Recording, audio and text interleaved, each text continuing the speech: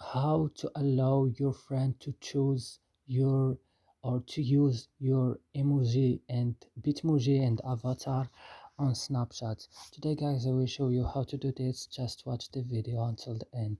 You go first and you open Snapchat. After this, when Snapchat is open and you go up and open your profile, then when your profile is open and you go here on settings and click.